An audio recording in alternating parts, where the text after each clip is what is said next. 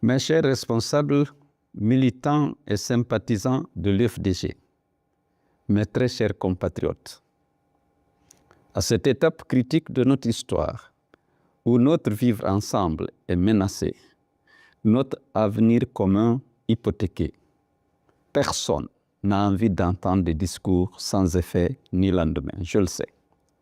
Chacun attend des actes susceptibles d'apporter les changements espérés par notre peuple. Les mots ne suffisent plus à apaiser les colères et à réparer les injustices.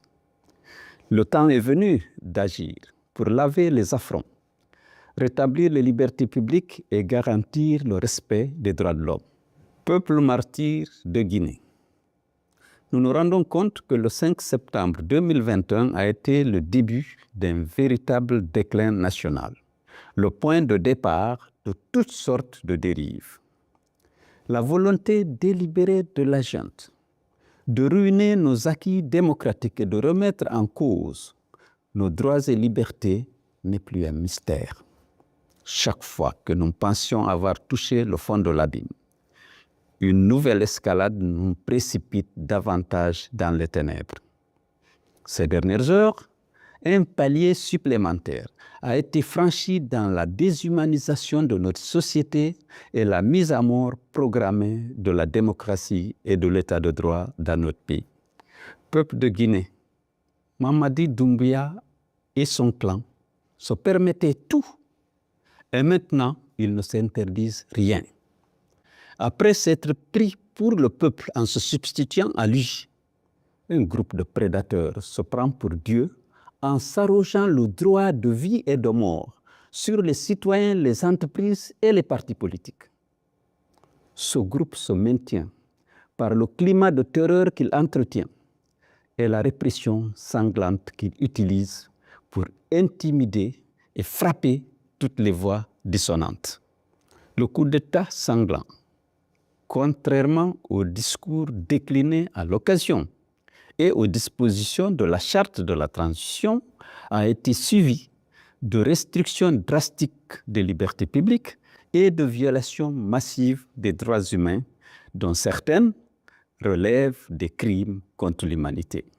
Assassinats ciblés, disparitions forcées, enlèvements, séquestration. Même les personnes les plus fragiles, les enfants, les femmes, les personnes âgées n'ont pas été épargnées. Mamadi Doumbouya vient d'ajouter à son sinistre bilan de restriction des libertés publiques et de violation des droits humains la décision injuste de dissolution des partis politiques les plus représentatifs de la scène politique.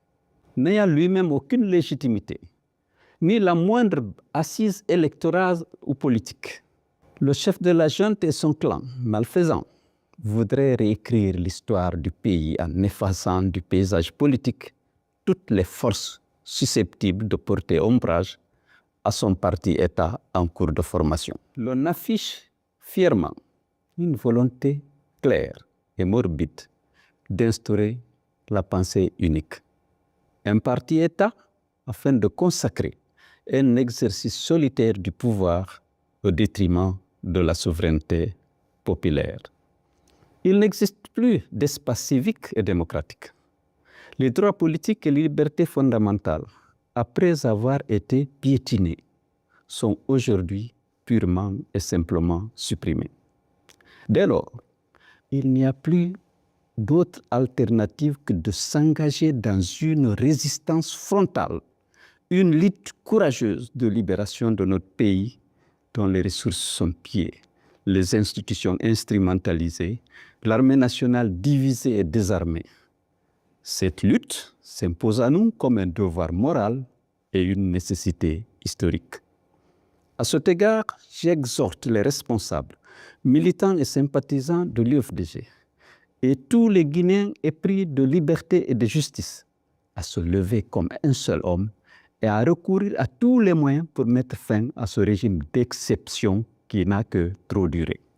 Nous savons désormais que ce n'est ni par le dialogue, ni par la voie démocratique, ni par les moyens légaux qu'on obtiendra des changements politiques et le véritable retour à l'ordre constitutionnel. Il n'y a pas d'autre solution. Après avoir épuisé tous les recours à l'interne et face au silence assourdissant de la communauté internationale, que de nous battre pour nous libérer par nous-mêmes. Je sais à quel point les militants de l'UFDG sont attachés à la démocratie et à leurs droits et libertés.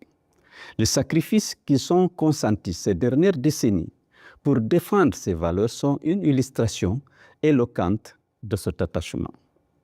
Ils sont toujours, comme la majorité des Guinéens d'ailleurs, prêts à tout pour que notre pays ne retombe pas dans le traumatisme et les affres de la dictature. Le sang de nos martyrs et leur mémoire, ainsi que la dette que nous avons chacun envers notre pays, appellent de notre part courage, persévérance et détermination afin de vaincre l'imposture et la forfaiture sous toutes leurs formes. J'en appelle à l'union sacrée des forces vives du pays pour réunir toutes les conditions et se donner toutes les chances d'une victoire sans appel sur ceux qui ont trahi notre peuple et leurs serments. Nos clivages actuels et les rancœurs du passé sont à reléguer au second plan.